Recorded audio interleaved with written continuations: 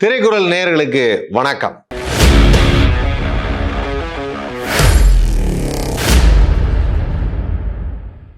அதாவது எப்போதுமே தமிழ் சினிமாவில் மிகப்பெரிய வெற்றி கண்ட நான் ரசித்த திரைப்படங்களை பற்றி உங்கள்கிட்ட நிறைய விஷயங்கள் நான் அப்பப்போ ஷேர் பண்ணிகிட்டே வரேன். அந்த வகையில் நமது புரட்சி கலைஞர் கேப்டன் விஜயகாந்த் அவர்கள் நடித்த நிறைய படங்கள் பற்றி நான் இப்போது வரிசையாக சொல்லிகிட்டே வரேன். சின்ன கவுண்டரை பற்றி சொன்னேன், உழவன் மகன் பற்றி சொன்னேன், ஊமை வழிகள் பற்றி சொன்னேன், அதுக்கப்புறம் கூலிக்காரன் படத்தை பற்றி சொன்னேன். ஆனால் இது எல்லாத்துலேயுமே கமெண்ட்டில் ஒருத்தர் கேட்டிருக்காரு, சார் சத்ரியன் படத்தை பற்றி சொல்லுங்கள் சார் அப்படின்றார். Chatriyan yes very very very very important film. இந்த இம்பார்ட்டன்ட் ஃபிலிம்னு ஏன் சொல்கிறேன் அப்படின்னு பார்த்தீங்கன்னா, கிட்டத்தட்ட அந்த இது சொல்லுவாங்க இல்லையா, அந்த கிரிக்கெட்டில் ஒரு 90 ரன்ஸ்க்கு அடித்ததுக்கப்புறம் அந்த 100க்கு போகும்போது ஒரு டென்ஷன் இருந்துகிட்டே இருக்கும். 94 ஐயோ இப்போ ஏதாவது அவுட் ஆகிடுவோமா, 95 அதுவும் இது ஏதாவது ஆகிடுமா, 96 இன்னும் 4 ரன் தான் இருக்குது அப்படின்னு ஒரு டென்ஷன் ஏறிட்டே இருக்கும். அந்த மாதிரி கிட்டத்தட்ட ரொம்ப டென்ஷனான ஒரு காலகட்டம். காரணம் என்ன அப்படின்னு கேட்டிங்கன்னா, கேப்டன் விஜயகாந்த் அவருடைய 100வது திரைப்படம் கேப்டன் ருவாரன். அதுக்கு ஜஸ்ட் முன்னாடி வந்த படம் சத்ரியன். ஸோ சத்ரியன் படம் பற்றி சொல்லணும் அப்படிங்கிறப்போ எனக்கு இந்த படத்துடைய ப்ரொடியூசர்லேருந்து ஆரம்பிக்கணும்னு தோணுச்சு. ஏன்னா இந்த படத்தை ப்ரொடியூஸ் பண்ணது இயக்குனர் மணிரத்னம் அவர்கள். அவர் ஆலயம் ப்ரொடக்ஷன்ஸ் அப்படின்னு முதல்ல ஒரு ப்ரொடக்ஷன் ஆரம்பித்தார். இந்த ஆலயம் ப்ரொடக்ஷன்ஸில் பார்த்தீங்கன்னா ஃபஸ்ட்டு படமே சத்ரியன் தான். அவர் மணிரத்னமும் அவருடைய நண்பர் ஸ்ரீராமும் சேர்ந்து ஆரம்பித்தது தான் இந்த ப்ரொடக்ஷன்ஸ் ஆலயம். ஸோ ஆலயம் வழங்கும் சத்ரியன் ப்ரொடக்ஷனோட நிறுத்திட்டாரா அப்படின்னு கேட்டிங்கன்னா இல்லை. சத்ரியன் படத்தை பொறுத்த வரைக்கும் இந்த படத்துடைய கதை அண்ட் திரைக்கதை ரெண்டுமே மணிரத்னம் அவர்கள். வசனம் அப்படின்னு பார்க்கும்போது வருணன் வருணன் அப்படின்னு சொல்லிட்டு ஒருத்தர், அவர் தான் டைலாக் இருந்தார். அப்புறம் இந்த படத்துடைய டைரக்டர் அப்படின்னு பார்க்குறப்போ கே சுபாஷ் டைரக்ட் பண்ணுறாரு. மணிரத்னம் கதை திரைக்கதை பண்ணுறாரா, எங்கேயோ இடிக்குதே, என்ன காரணமாக இருக்கும்? கே சுபாஷ் என்ன அவ்வளோ பெரிய டைரக்டரா? அப்படி நிறைய பேர் யோசிக்க தோணும். ஆனால் விஷயம் என்னன்னா, நாயகன் படம் ஒர்க் பண்ணும்போதே கே சுபாஷ் மணிரத்னம் சாருக்கு அசிஸ்டண்டாக இருந்திருக்காரு. அவர் தான் அசோசியேட் டைரக்டர், நிறைய விஷயங்கள் பண்ணியிருக்காரு. அப்பயே பார்த்து ரொம்ப இம்ப்ரெஸ் ஆகி, என்னைக்காவது ஒன்றா நீ படம் பண்ணால் அதுக்கு நான் ஹெல்ப்ஃபுல்லாக இருப்பேன் அப்படின்னு இருக்கார். அந்த வகையில் என்ன பண்ணியிருக்காருன்னா, கரெக்டாக சுபாஷுக்கு ஒரு லைஃபாக ஒரு நல்ல படம் பண்ணணுமே அப்படின்னப்போ, இவர் ஃபஸ்ட்டு ப்ரொடக்ஷன் ஆரம்பிக்கும் போது சுபாஷ் நீ பண்ண நல்லாயிருக்கும் அப்படின்னோன்னா ஓகே எப்படி பண்ணுறது அப்படின்னப்போ, சுபாஷ் டைரக்டரு இப்போ யார் என்ன மாதிரி கதை, நான் ஒரு காப் ஸ்டோரி. அதுக்கு முன்னாடி சுபாஷ் 2 படம் பண்ணியிருக்கார். அதில் உத்தம புருஷன் ஒரு படம் பண்ணியிருக்கார் பிரபு சார் வச்சு. அதுக்கப்புறம் பிரபு சார் வச்சு இன்னொரு படம் பண்ணியிருக்கார். அந்த படமும் ஒரு போலீஸ் ஸ்டோரி. பட் அது ஒரு ஒரு லெவலுக்கு தான் போச்சு, ரொம்ப சூப்பர் டூப்பர் ஹிட் ஆகலை. ஸோ இப்போ என்ன பண்ணுறாங்கன்னா, ஒரு போலீஸ் ஸ்டோரி ஒன்று பண்ணணும் அப்படிங்கிறப்ப மறுபடியும் போலீஸ் ஸ்டோரி, சரி ஓகே கதையை கொண்டு வாங்க. கதையை கொண்டு வந்தோன்னா மணிரத்னம் சாருக்கு ஒரு பயங்கரமான ஒரு நம்பிக்கை, சுபாஷ் இந்த படத்தை கண்டிப்பாக செமையாக பண்ணுவாப்புல, ஃபைன் போலீஸ் ஸ்டோரி பண்ணலான்னா அப்போ நான் கதை எழுதுறேன் அப்படின்னு இவர் கதை எழுதியிருக்கார். கதை திரைக்கதை ரெண்டு எழுதிட்டு, சுபாஷ் நீங்கள் இதை டைரக்ட் பண்ணுங்கள், நீங்கள் பண்ணுங்கள், சூப்பராக பண்ணுவீங்க, நல்லா தெரியும், நீங்கள் பண்ணுங்கள் அப்படின்னு சொல்லி பச்சைக்கொடி காட்டியாச்சு. அதுக்கப்புறம் சரி ஓகே டைலாக் எழுதணும், இப்போ யார் அதில் ஹீரோவாக பண்ணுறது அப்படிங்கிறப்போ, அந்த டைமில் அப்போ தான் புலன் விசாரணை பண்ணி பெரிய சூப்பர் டூப்பர் ஹிட்டு நமது புரட்சி கலைஞர் விஜயகாந்த் அவர்கள் பண்ணது. ஸோ அந்த படத்துக்கு அப்புறம் சரி அதில் கதைப்படி இப்போ இதில் அந்த ஹீரோ கேரக்டருக்கு 2 குழந்தைங்க இருக்குது. 2 குழந்தைங்களுக்கு அப்பா கேரக்டர்னா எப்படி அப்படின்னா, புலன் விசாரணையில் ஆல்ரெடி 15 வயசு பொண்ணுக்கு அப்பா கேரக்டரில் பண்ணிட்டார். யார்? நம்ம கேப்டன் விஜயகாந்த் பண்ணிட்டார். அவர் கரெக்டாக இருக்கும், ஃபிக்ஸ் பண்ணுறோம் அப்படின்னு சொல்லிட்டு டக்குன்னு கேப்டனை ஃபிக்ஸ் பண்ணுறாங்க. கேப்டனை ஃபிக்ஸ் பண்ணோன்னா அவர் கதையை கேட்டால் அவர் ரொம்ப தெளிவாக இருக்கார். போலீஸ் ஸ்டோரின்னா உடனே ராவுத்தர் சாரும் விஜயகாந்த் சார் 2 பேரும் சேர்ந்து போலீஸ் ஸ்டோரி கரெக்டாக இருக்கணும், கதை கரெக்டாக இருக்கணும், எதுவும் மிஸ் ஆகிடக்கூடாது அப்படிங்கிற ரொம்ப தெளிவாக இருக்காங்க. அப்போது மணிரத்னம் கதை திரைக்கதைனோன்னு மணிரத்னம் ஓகே, ஏன்னா அவர் ரொம்ப டிஃப்ரெண்ட்டாலாம் பண்ணுவார், பச்சை கொடி காட்டிடுவோம் அப்படின்னு அந்த பக்கமும் க்ரீன் சிக்னல், ஃபைன் இந்த படத்தை பண்ணிடலாம் அப்படிங்கிறப்போ ஆரம்பிக்கிறாங்க. ஸோ சத்ரியன் படம் பார்த்தீங்கன்னா, இந்த படம் ஒரு வித்தியாசமான டீம். அப்போ அந்த காலகட்டத்தில் மணிரத்னம் ப்ரொடக்ஷனு, கதை திரைக்கதை, வசனம் வருணன், டைரக்ஷன் கே சுபாஷ், ஒரு பியூட்டிஃபுல்லான ஒரு டீம். கேமராமேன் அப்படின்னு பார்க்கும்போது மணிரத்னம் சார் படத்தில் எப்பவுமே கேமராவுக்கு ரொம்ப ஒரு முக்கியத்துவம் இருக்கும். அவர் நம்ம என்ன பண்ணலாம் அப்படின்னு புது கேமராமேன் ஸ்ரீராம், பிசி ஸ்ரீராம், வேறு ஏதாவது கேமராமேன் அப்படின்னு ஒய்என் முரளி ஆல்ரெடி பிசி சார்ட்ட ஒர்க் பண்ணியிருக்காரு. ஸோ ஒய்என் முரளி பண்ணுறாரு கேமரானா, அது ஒரு டிஃப்ரெண்ட்டாக காமிக்கணும், எப்பவுமே அது லைட்டிங் எல்லாம் வித்தியாசமாக காமிக்கணும் அப்படிங்கிறப்போ பியூட்டிஃபுல்லாக பிக்சரைஸ் பண்ணியிருந்தார் ஒய்என் முரளி. அதாவது என்னென்னா, விஜயகாந்த் அவருடைய கெரியர்லேயே ஒரு படத்துக்கு கேமரா வந்து பேசுச்சுன்னா சத்ரியன் சொல்லலாம். சத்ரியன் வந்து அந்த அளவுக்கு இருந்தது. ஸோ அந்த மாதிரி வந்து இந்த படம் வந்து நல்ல டீம் அமைஞ்சிருச்சு. இசை ஆப்வியஸ்லி 1990 ரிலீஸ் ஆன படம். இசைஞானி இளையராஜா அவர்கள். படத்துக்கு அதிகமாக பாட்டெல்லாம் இல்லை. ஏன்னா புலன் விசாரணையிலே ஒரு பாட்டு 2 பாட்டு தான் இருக்கும். இந்த படத்துக்கு பெருசாக பாட்டெல்லாம் வைக்க வேணாம் அப்படிங்கிறப்ப என்னன்னா ஒரு 3 பாட்டு தான் மொத்தமே. ஜானகி அம்மா பாடியிருப்பாங்க, ஸ்வர்ணலதா ஒரு பாட்டு பாடியிருக்காங்க. அதுக்கப்புறம் பார்த்தா யுவன். என்னடா யுவன் போட்டிருக்கேன் அப்படின்னு பார்த்தா யுவன் சங்கர் ராஜா சின்ன வயசுல இருக்கும்போது பாட்டு பாடியிருக்காரு. ஸோ இது இந்த படத்துடைய ஓவரால் விஷயம். இப்போ இந்த படத்தில் நமக்கு பிடிச்ச சீனு, பிடிச்ச விஷயங்கள் அப்படின்னு பார்க்கும்போது, கதை அப்படின்னு பார்க்கும்போது, இந்த கதையில் ஒரு ஸ்பெஷல் என்னென்னா, எகைன் மணிரத்னம் சார் கதை அப்படின்னாலே இந்த சின்ன வயசில் பாதிக்கப்பட்ட ஒரு விஷயத்தினால தான் அவன் வந்து இளம் வயசில் இப்படியெல்லாம் நடந்துக்கிறான் அப்படிங்கிறத ஆல்ரெடி நாயகன்லேயே ஒரு மேட்ரு ஒன்று பண்ணிட்டார். நாயகனில் பண்ணதுக்கப்புறம் இந்த படத்தில் என்ன பண்ணார்னா, அதே மாதிரி அவன் சின்ன வயசுலேயே வந்து ஒரு சின்ன பையன், அந்த சின்ன பையன் வந்து ஒரு மர்டரை பார்த்துருவான். மர்டரை பார்த்தோன்னா அவனுக்கு பயங்கரமான ஒரு எரிச்சல் வரும். அவன் வந்து எப்படியாவது அவனை குத்தி கொண்டுறணும் அப்படின்னு வரும்போது அந்த கேரக்டரை பார்த்து ஒரு போலீஸ் ஆஃபீஸர் வருவார். அவர் தான் விஜயகுமார் சார். விஜயகுமார் வந்து ஏய் என்னடா நினச்சிட்டு இருக்க, உனக்கே இவ்வளோ வெறி அப்படின்வார். உடனே அந்த பையன் வந்து இல்லை உனக்கு நீ பார்த்துருக்கியா, நீ ரத்தத்தை கண்ணால் பார்த்துருக்கியா அப்படின்வான்.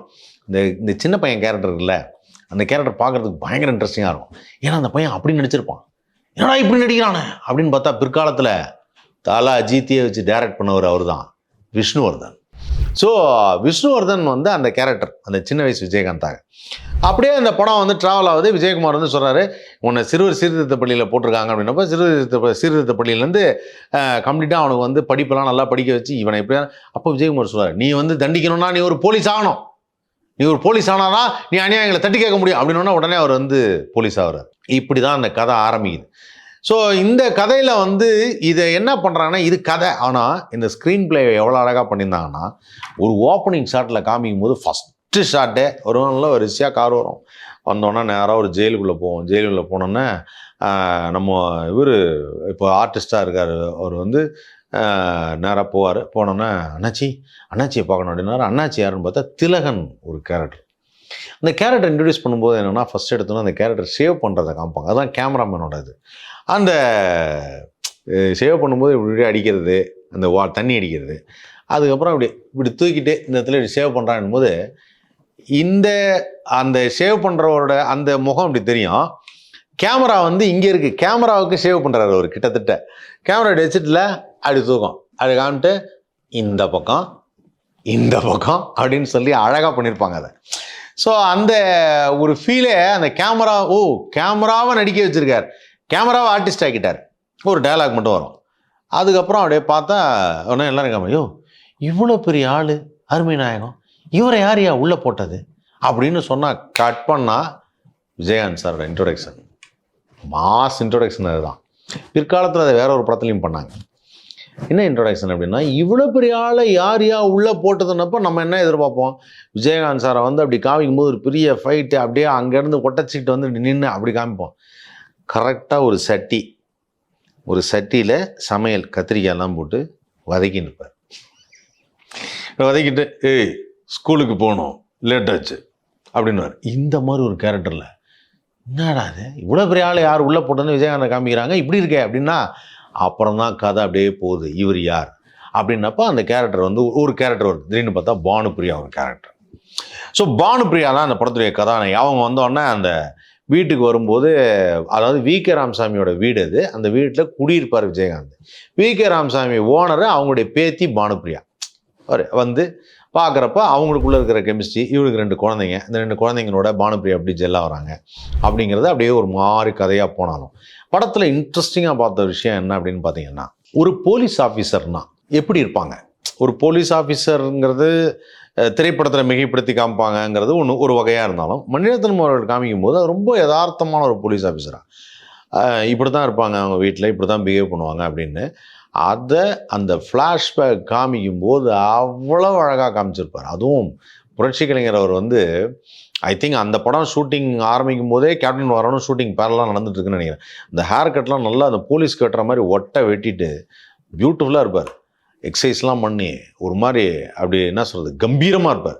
அப்படி கம்பீரமாக இருக்கும்போது அந்த ஃபஸ்ட் இடத்துல ஒரு பூக்கடையில் ஒரு ஃபைட் வரும்.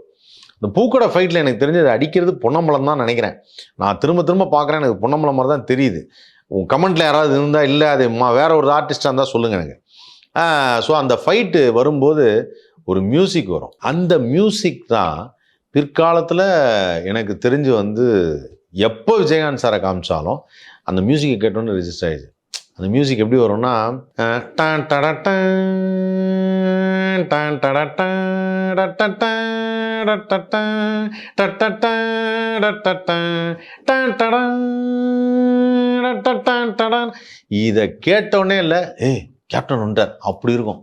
ஸோ அந்த ஃபஸ்ட்டு ஷாட்டே அந்த காலில் காஞ்சி வந்து ஃபைட்டு முடிஞ்சோடனே டயலாக்லாம் திருக்கி விட்டுருப்பாங்க வருணன்.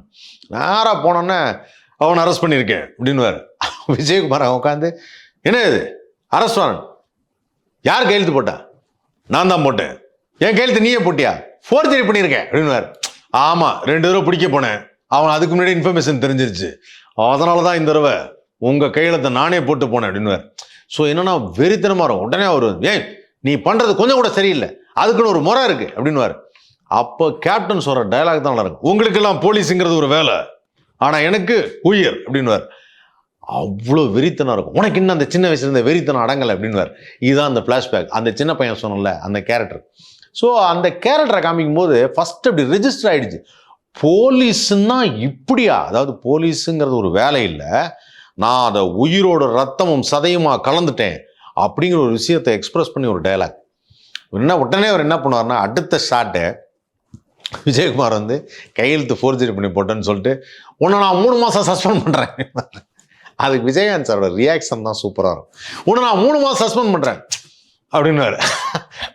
நீங்கள் பண்ணிக்கங்க அப்படிங்கிற மாதிரி டப்புன்னு பண்ணோன்னே போ இனிமேல் போலீஸ் நீ வேலையை பார்க்கக்கூடாது, 3 மாதம் கழிச்சு அவனை பார்க்கணும் அப்படின்னோடனே இவர் என்ன பண்ணான்னா அடுத்த ஷாட்டு ஒரு ரயில்வே ஸ்டேஷனில் போய் அந்த போலீஸ் அந்த யூனிஃபார்மில் தொப்பி இல்லாமல், ஸோ தொப்பி எடுத்துட்டாவே அவங்க டியூட்டியில் இல்லைங்கிற மாதிரி அர்த்தம். தொப்பி போட்டா அப்படிங்கிறது இருக்குமா என்னன்னு தெரியல. ஆனால் தொப்பி எடுத்தோன்னே ஒரு மஃப்டி லுக்குன்னு வச்சோன்னா நார்மலாக இருக்கும் லுக். போயிட்டு அந்த சிட்டிங் பெஞ்ச் ஒன்று இருக்கும். அப்போ வந்து ஸ்டேஷன் எடுத்திருப்பாங்க, ரயில்வே ஸ்டேஷன், மெட்ரோலாம் கிடையாது, நார்மல் ரயில்வே ஸ்டேஷன். அப்போ அந்த பெஞ்சில் இப்படி உட்காந்துட்டு இப்படி கையடி வச்சுக்கிட்டு ஒரு சிகரெட் எடுத்து பற்ற வச்சுட்டு அப்படின்ட்டு அவர் உட்காந்துருப்பார். நான் ஸ்டைலாக இருக்கும். அதை பார்க்குறப்பே நமக்கே நாம் அந்த ஸ்க்ரீனுக்குள்ளே போயிடுவோம்னு சொல்லுவோம்ல, அப்படி ஸ்க்ரீனுக்குள்ளே போனால் ஐயோ அங்கே போலீஸ் உட்காந்துருக்காரு அப்படின்வாங்கல்ல, அந்த ஃபீல் வந்துடும்.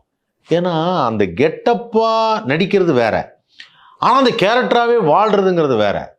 அங்கே போயிட்டு அந்த அந்த அந்த யூனிஃபார்மில் ஒரு உட்கார்ந்துருக்கிற ஸ்டைலும் சூரியன் பிடிச்சிட்டு பார்க்கும்போது ஒரு சவுண்டு வரும்.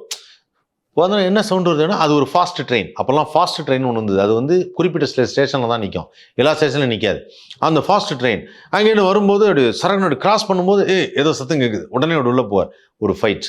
அங்கே தான் ரேவதி வந்து 4 பேர் வந்து தவறாக நடந்துக்க முயற்சி பண்ணுறாங்க, ஒரு சம்பவம் நடந்துருது. அப்போ வந்து ஒரு ஃபைட்டு காப்பாற்றி கூப்பிட்டு வரும்போது அடுத்த எங்கேயுமே ஒரு மாதிரி இறங்கியே போக மாட்டார் விஜயகாந்த். அதில் அந்த போலீஸ் அப்படின்னால என்னம்மா எப்படி இருக்க, அவங்க அப்பா வருவார் டெல்லி கணேஷ் சார். எனக்கு ரொம்ப பிடிச்சது என்னென்னா படத்துலேயே ஒரு சீன் வந்தாலும் அந்த ஒரு சீன் அப்படியே ரெஜிஸ்டர் பண்ணி அந்த அந்த கேரக்டரை ஜஸ்டிஃபை பண்ணி அந்த கேரக்டர் இப்படி தான் நடிக்கும் அப்படிங்கிறத காமிச்சுடுவார். அப்படி ஒரு பியூட்டிஃபுல்லான ஆக்டர் அவர் தான். ரேவதியோட அப்பா வருவார். என்ன சார் பண்ண என்னுடைய புள்ள அப்படின்னு வர, சும்மா இருங்க அப்படின்வார் பாட்டுன்னு ஹாஸ்பிட்டலில். அப்போ சொல்லும்போது டக்குன்னு வந்து என் பிள்ளை இனிமேல் யார் கல்யாணம் பண்ணிப்பா அப்படின்னா நானே கல்யாணம் பண்ணிக்கிறேன்னு அவன் கல்யாணம் ஆகிடும், அவங்கள்ட்ட ஒரு குழந்தை பிறகுது. இப்போ இது பேரலாக காமிக்கும் போது இந்த இதில் பியூட்டிஃபுல்லான கேரக்டர் திலகன். இந்த திலகன் வில்லன் வந்து பார்த்தீங்கன்னா அவருடைய அந்த பாடி லாங்குவேஜ் டயலாக்னு சொல்லும்போது என்னென்னா அவர் ஒரு மலையாளம் ஆக்டர், ஒரு மலையாளம் கலந்த தமிழில் திலகனே வாய்ஸ் கொடுத்துருக்காருங்கும் போது என்னென்னா அந்த பேசுகிற துணி, அந்த பேசுகிற டயலாகை எக்ஸ்பிரஸ் பண்ணுறது. அவர் வந்து இந்த பன்னீர்செல்வம், இவரோட கேரக்டர் வந்து AC Panneerselvam, assistant commissioner Panneerselvam Vijayakanth sir. So அந்த சொல்லும் போதே இல்லை பன்னீர்செல்வம் அந்த, அதாவது இப்போ வரைக்கும் எவ்வளோ படங்கள் பார்த்தாலும்ல ஒரு ஹீரோவை கூப்பிடும்போது ஒரு வில்லன் கூப்பிடுற அந்த வில்லத்தனமான ஒரு டோன் உணரும். பன்னீர்செல்வம் அப்படின்வார். அந்த டோனை கேட்டாலே இல்லை நமக்கு அந்த படம் ஞாபகம் வரும். சத்ரியன், இதில் விஜயகாந்த் சார் போலீஸ் அப்படி ஞாபகம் வரும். ஸோ இவர் என்ன பண்ணோன்னா யூஸ்வல் கதை, பன்னீர்செல்வத்தை அடித்து துவம்சம் பண்ணி நடு ரோட்டில் தரன்னு சட்டையை கட்டி ஈர்த்துட்டு போய் அரெஸ்ட் பண்ணி உள்ள வச்சுருவார். அங்கே பிரச்சனை ஆகிடும். அது ஒரு சின்ன அதான் பிகாஸ் அவர் சாராயம் காய்ச்சறவர், அவர் வந்து ஒரு இல்லீகல் ஆக்டிவிட்டீஸ் பண்ணுறவர் அப்படிங்கிறத நார்மலான கதை தான். அவர் அரெஸ்ட் பண்ணி வச்சோன்னா அவர் பதிலுக்கு என்ன பண்ணுவார்னா ஒரு இவன் குடும்பத்தை அடிக்கணும்னு சொல்லிட்டு ஒரு குண்டு வைப்பார். அந்த குண்டில் ரேவதி இறந்துடுறாங்க. அதுக்கப்புறம் தான் இந்த ஃப்ளாஷ்பேக்கை சொல்லி பானுபிரியாட்ட சொல்ற, அதனால தான் நான் லைஃப்பில் எப்படி இருக்கேன். பானுபிரியாவுக்கு ஒரு ஒரு ஒரு அட்ராக்ஷன், இந்த லைஃப்பில் இந்த குழந்தைங்களோடய நம்ம இருக்கலாம் அப்படின்னு சொல்லிட்டு நான் ஒன்று ஊரை விட்டு போக மாட்டேன் அப்படின்னு சொல்லும்போது ஒரு பாட்டு வரும். அந்த பாட்டு தான் அந்த யாரு போட்டது ரோடு பார் அப்படின்னு சொல்லிட்டு ஒரு பாட்டு வரும். அந்த பாட்டில் யுவன் சங்கர் ராஜாவும் சேர்ந்து பாடியிருக்காரு.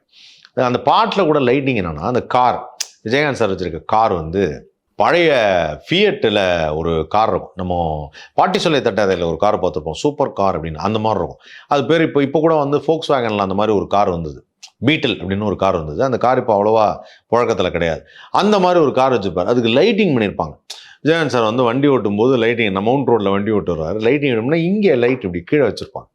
ஸோ அந்த ஃபேஸ் அவ்வளோ அழகாக அப்படி தெரியும். அப்படி லைட்டாக காரில் அங்கே லைட் இருக்காது, பட் லைட்டிங் அந்த மாதிரி பண்ணியிருப்பாங்க. அது ஒரு டாப்லெஸ் ஒரு கார், டாப் இல்லாமல் இருக்கும், மேலே நின்று டான்ஸ் ஆடிட்டு இருக்க மாதிரி இருக்கும், அந்த மாதிரி ஒரு கார். ஸோ அந்த சாங்கே பயங்கர என்ஜாய்மெண்ட்டாக இருக்கும். அதுக்கப்புறம் வந்து பார்த்தா இந்த படத்தில் வந்து இன்னொரு சாங் சொல்லும்போது 3 சாங்குமே பிக்சரைசேஷன் பண்ணணுங்கிறதுக்காகவே எடுத்தாங்களாங்கிறது தெரியல எனக்கு. மாலையில் யாரோன்னு ஒரு சாங் ஸ்வர்ணலதா அம்மா பாடியிருப்பாங்க. என்ன வாய்ஸ் அது வந்து ஒரு மாதிரி கிஃப்டட் காட்ஸ் டிவைன் வாய்ஸ் தான் ஸ்வர்ணலதா அம்மா வாய்ஸு. அவ்வளோ ஒரு ஹை பிச் அந்த வாய்ஸ் போகும்.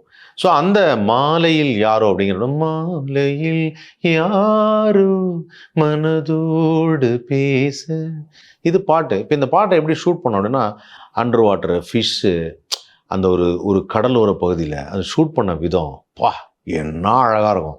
அந்த பாட்டே எங்கள் அம்மாலாம் வந்து பார்க்கும்போதில் அந்த பாட்டை ஒருத்தர் திருப்பி போடேன், அந்த பாட்டை ஒருத்தர் திருப்பி போடணும், அவ்வளோ அழகாக இருக்கும். ஸோ பானுப்பிரியா அந்த பாட்டுக்கு வந்து ஃபீச்சராக இருப்பாங்க. அதுக்கப்புறம் இன்னொரு சாங் வந்து பார்த்தீங்கன்னா, வீட்டுக்குள்ளே இவங்க அந்த அவங்க அப்பா வெளியில் போயிருக்கும்போது இந்த 2 குழந்தைங்களும் இவங்களும் படிக்கிறேன்னு சொல்லிட்டு ஒரே அட்ராசிட்டி பயங்கரமாக போட்டு கலாட்டா பண்ணுறது. அந்த பாட்டை இப்போ பார்க்கும்போதும் இப்போ இருக்கிற குழந்தைங்களுக்கு கூட இல்லை, அந்த மாதிரி ஒரு எண்ணம் வரும். எல்லாரும் வெளில போயிட்டாங்க, நம்ம வீடு ஃபுல்லாக எல்லாத்தையும் இது பண்ணி விளையாடுவோம், எல்லாத்தையும் தண்ணியெல்லாம் ஊற்றி விடுவோம் அப்படிங்கிற மாதிரி. சும்மா அப்போல்லாம் அந்த ரெட் ஆக்சைடுன்னு ஒரு ஃப்ளோர் இருக்கும், அந்த ஃப்ளோரில் அப்படி தண்ணியை ஊற்றி விட்டு அந்த காலை அப்படி சொல்லிட்டு தேய்ச்சிக்கிட்டு அப்படியே எல்லாம் அந்த தண்ணியில் ஸ்கேட் பண்ணிவிட்டு, அந்த குழந்தை கேரக்டர் நடிச்சதில் வந்து அந்த ஃபீமேல் கேரக்டர் வந்து இப்போ நம்ம ஆர்த்தி இருக்கிறாங்களே, ஆர்த்தி கணேஷ், அவங்க தான் வந்து ஃபீமேல் கேரக்டர் பண்ணியிருப்பாங்க, சூப்பராக பண்ணியிருப்பாங்க. ஸோ அந்த கேரக்டர், அந்த பாட்டு, அதில்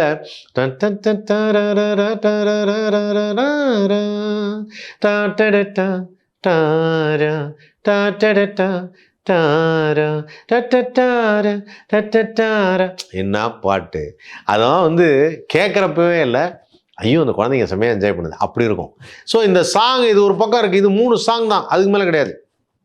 இதுக்கப்புறம் இவரோட ஆக்டிவிட்டீஸில் பார்க்கும்போது இல்லை, இவர் வந்து இந்த ரேவதி அவங்க இறந்ததுக்கப்புறம் வந்து எனக்கு போலீஸ் வேலை வேணாம், ஏன்னா இவரும் அனாதையாக இருந்தார், எனக்கு வந்து என் குழந்தைங்களும் அனாதையாகிடக்கூடாது, அதனால் நான் அதுலேருந்து வெளில வந்துடுறேன்னு தான் இவர் வந்து ஒரு ரேடியோ மெக்கானிக் மாதிரி ஒரு வீட்டில் வந்து ஒரு மெக்கானிக் மாதிரி வேலை செஞ்சுக்கிட்டு குழந்தைங்களை படிக்க வச்சுக்கிட்டு அப்படி இருப்பார். ஆனால் அந்த உள்ளே போட்டாரே அருமநாயகம், அவர் ரிலீஸ் ஆகி வெளியில் வந்து இவர்கிட்ட ஒரு டைலாக் பேசுவார். அந்த டைலாக் தான் சூப்பராக இருக்கும். இப்போ கூட சமீபத்தில் வந்து சோஷியல் மீடியாவில் பார்த்தேன், உங்கள் ஒய்ஃப் உங்களை ட்ரிகர் பண்ணும்போது இதுதான் உங்கள் ரியாக்ஷனாக இருக்கும். அது என்னன்னா, அந்த டயலாக் அவர் சொல்லுவார், உனக்கு என் குறவளையை பிடிச்சி நெரிக்கணும்னு தோணலை, என்ன அப்படியே கொல்லணும்னு துடிக்கலை, சொல்ல அப்படின்னுவார். அவர் அந்த பக்கம் விஜயகாந்தனில் இல்லை அப்படின்னு, அது ரொம்ப சட்டிலாக. ஏன்னா அவர் சொன்ன, வேணாம்ப்பா எதுக்கு வம்பு, ஒன்றும் இல்லை, நான் வந்து உங்கள்கிட்ட சண்டை பண்ணானே ஜெயிக்க போகிறேன், எனக்கு இருக்கிறது 2 குழந்தைங்க, நீ குண்டு வச்சுட்டேன், இவர் தான் குண்டு வச்சாருன்னு தெரியும், இவரால் தான் தான் ஒய்ஃப் இறந்தாங்கன்னு தெரியும், ஆனாலுமே 2 குழந்தைங்களுக்காக நம்ம இருக்கணுங்கிறதுக்காக பேசாமல் இருப்பார். அப்போ தான் அந்த ஃபேமஸ் டயலாக், வரணும் பழைய பன்னீர் செல்வமா நீ வரணும், வா வா அப்படின்னுவார். அவங்க சொல்லும் போதே விஜயகாந்த் சார் ஆனால் அப்படியே லைட்டாக இருக்கும். எனக்கு விஜயகாந்த் சார்ட்ட ரொம்ப பிடிச்சது என்னென்னா, கோமா இருக்கிறது ஓகே, நார்மலாக ரொமான்டிக்காக இருக்குது ஓகே, ஆனால் ஒரு சட்டிலாக ஒரு லுக் விடுவார். அந்த லுக்கு வந்து சட்டிலானா என்னென்னா, ஒரு ரொம்ப என்ன எதுன்னு தெரியாமல் இப்படி பார்க்குறாருன்னு வச்சுங்களேன் அப்படின்னுவார். அவ்வளோதான், ஒரு லைட்டாக அந்த புருவத்தை வந்துட்டு அப்படியே பார்ப்பாரு, அவ்வளோதான், வேறு எதுவும் லுக்கே கிடையாது. இந்த லுக்குக்கே நான் பெரிய ஃபேனு. ஏன்னா அந்த மாதிரி ஒரு ஆக்ஷன், அது ஒரு ஆக்ஷன், அது ஒரு கைண்ட் ஆஃப் ரியாக்ஷன். நான் இதெல்லாம் பெருசாக யோசிக்கலை அப்படிங்கிற மாதிரி ஒரு ரியாக்ஷன். கட் பண்ணால் அடுத்த ஷாட் பார்த்தா இதில் இந்த கூட இருக்கிற ஒரு கேரக்டரும், அதாவது என்னென்னா, ஒருத்தன் அப்ரூவலாக மாறிடும். அது யாருக்கு? இவருக்கு இந்த அரமனை அருமை நாயகத்துக்கு வந்து அபூர்வராம அது மணிபாரதி அப்படின்னு ஒரு கேரக்டர். அதில் வந்து இந்த மணிபாரதியை வந்து கூப்பிட்ற ஷாட்டுன்னு வரும். வா மணிபாரதி வா வா அப்படின்னு வந்தால் கொன்றுவாருன்னு தெரியும். அந்த லாங் ஷாட்லேருந்து அதை காமிக்கிறப்பே அவ்வளோ நல்லாயிருக்கும். இந்த மணிபாரதி கேரக்டர் பண்ணது வந்து வின்சென்ட் ராய் அப்படின்னு சொல்லிட்டு ஒரு ஆக்டர். அவர் வந்து இப்போ நிறைய சீரியல்ஸ்லாம் பண்ணுறாரு. தளபதி படத்தில் அந்த மைசூர் மகாராஜா சிலைக்கு பக்கத்தில் ஒருத்தர் உயிரோட கொளுத்துட்டாங்க அப்படின்வாங்க, அது அவர் தான், அந்த வின்சென்ட் ராய் தான்.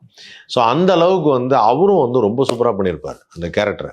அவர் கூட இந்த படத்தில் வந்து நடிக்கிறதுக்கு சான்ஸே ஏதோ ஒரு பீச்சில் ஷூட்டிங் நடந்துட்டு இருக்கும்போது மெரினா பீச்சில் அப்போ போய் விஜயகாந்த் சாரை பார்த்து, சார் இந்த மாதிரி பட வாய்ப்புக்காக வெயிட் பண்ணிட்டுருக்கேன் அப்படின்னோடனே விஜயகாந்த் சார் மணிரத்னம் சார்கிட்ட சொல்லி இந்த கேரக்டர் அவருக்கு கொடுங்க, நல்ல கேரக்டராக இருக்கணும் அப்படின்னு சொல்லி கொடுத்தது தான் அந்த கேரக்டர் அப்படின்னு சொன்னாங்க. அது எந்த அளவுக்கு உண்மைன்னு எனக்கு தெரில, ஆனால் சூப்பராக இருக்கும்.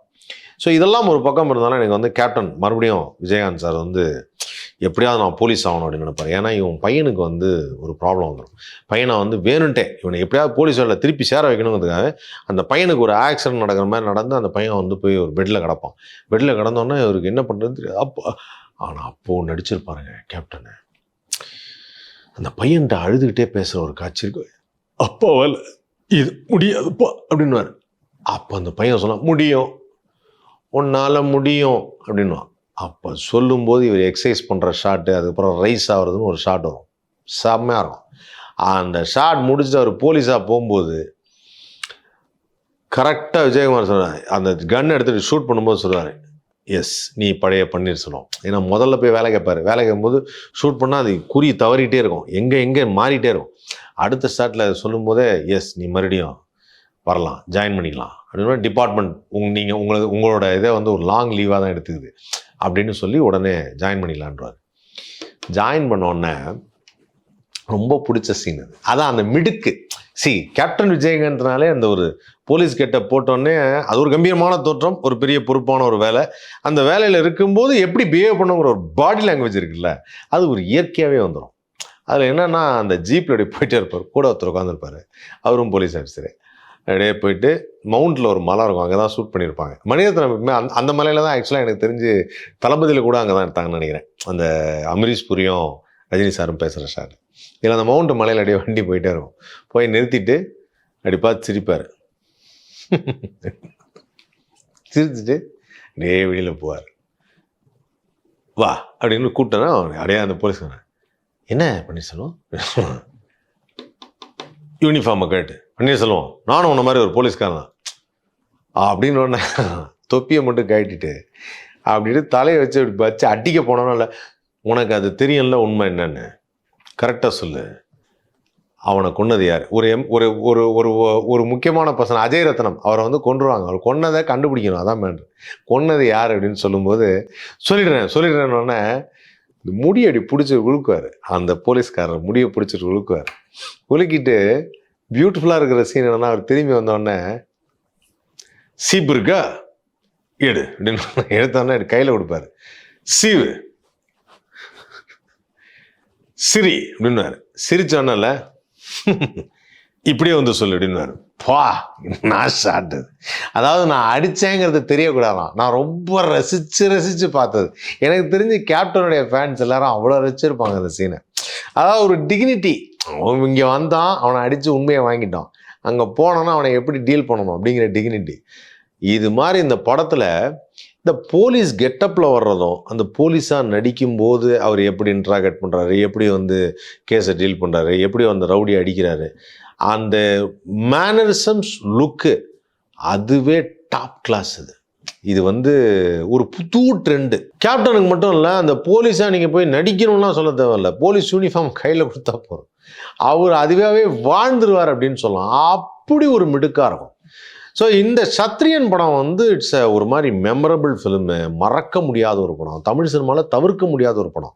இந்த சத்ரியன் படம் முடிஞ்சோன்னா எல்லாத்துக்கும் ஃபீவர், ஐயோ அடுத்த படம் 100வது படமாச்சே. இந்த 100வது படத்துக்கு ஒரு மிகப்பெரிய ஹிஸ்ட்ரியே இருக்குது. அந்த ஹிஸ்ட்ரியை ஷார்ட்டாக சொல்லி உங்கள்கிட்ட முடிச்சேன். அதாவது என்னென்னா, எல்லா ஹீரோஸுக்குமே 100வது படம் ரொம்ப சூப்பர் டூப்பர் ஹிட் ஆகலை. சூப்பர் ஸ்டார் அவளுக்கும் ஆகலை, கமல் சாருக்கும் ஆகலை, பிரபு சாருக்கும் ஆகலை, சத்யராஜ் சாருக்கும் ஆகலை. இந்த மாதிரி 100வது படங்கிறது ரொம்ப பெரிய சூப்பர் டூப்பர் ஹிட் கிடையாது, ஓடிச்சு அவ்வளோதான், பெரிய ஹிட் ஆகலை. இப்போ கேப்டனுக்கு வந்து அந்த ஒரு சென்டிமெண்ட் வந்துருச்சு. 100 ஃபிலிம் என்ன பண்ண போகிறோம், சத்திரியன் நடிச்சிட்டோம், அடுத்த படம் பார்த்தா புலன் விசாரணையை பண்ணி முடிச்சுட்டு செல்வமணி 2வது படம் நம்ம தான் பண்ணணும்னு ஓகே பண்ணிடலான்னு கேப்டன் போகிறாரு. இப்போ எல்லாருக்கும் இன்னொரு சென்டிமெண்ட் ஒன்று இடிக்குது. ஒரு பெரிய டேரக்டருக்கு அவருடைய 2வது படம் சூப்பர் ஹிட் ஆகலை அப்படின்னு தமிழ் சினிமாவில் ஒரு சென்டிமெண்ட் ஓடிட்டு இருக்கு. எப்போவுமே முதல் படம் ஹிட் ஆகும், 2வது படம் ஒரு மாதிரியாக போயிடும், 3வது படம் தான் ஹிட் ஆகும். ஸோ டேரக்டருக்கு 2வது படம், கேப்டனுக்கு 100வது படம். எப்படி சார் அப்படின்னாங்க. ஆனால் அங்கே தான் நமது புரட்சி கலைஞர் விஜயகாந்துக்கு நடந்தது ரொம்ப டிஃப்ரெண்ட்டான ஒரு சரித்திரம். சூப்பர் டூப்பர் ஹிட்டு அந்த படத்துக்கு அப்புறம் தான் கேப்டன் அப்படிங்கிற டைட்டிலே கொடுத்தாங்க நம்ம விஜயகாந்த் சாருக்கு. ஸோ அந்த லெவலுக்கு வந்து என்னென்னா அது சொல்லுவாங்க, இந்த இயற்கையில் ஏதாவது ஒரு விஷயம் வந்து அதுக்கு பிடிச்ச மாதிரி நடந்துக்கிட்டால் அதுவே நம்மளை ட்ராவல் பண்ணி கொண்டு போயிடுமா.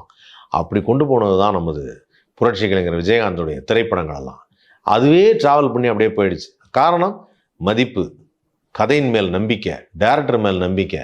இதை பண்ணணும்னா பண்ணணும். Directors artist.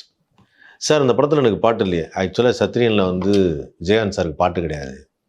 ஒரு ஓப்பனிங்கில் பயங்கரமாக ஃபைட் பண்ண அது கிடையாது. இது எதுவுமே இல்லையே அப்படின்லாம் கேட்கல. கதை என்ன சார்? ஓகே போலீஸாக வரேன். இங்கே என்ன சார் டைலாக்? நீங்கள் நிற்கிறீங்க, டைலாக் பேசல. Okay sir. Directors artist, that is captain Vijayakanth. And Chatriyan படத்தை பற்றி நான் ரசித்த விஷயங்கள்லாம் சொல்லிட்டேன். நீங்கள் ஏதாவது இன்னும் ரசிச்சிருந்தா ஷேர் பண்ணுங்கள். ஓகே, கமெண்ட்ஸில் மறுபடியும் இன்னொரு திரைப்படத்தை பற்றி உங்கள்கிட்ட பேசுகிறேன். அதுவரை தொடர்ந்து பாருங்கள் திரைக்குறள். லைக் பண்ணுங்கள், ஷேர் பண்ணுங்கள், சப்ஸ்கிரைப் பண்ணுங்கள்.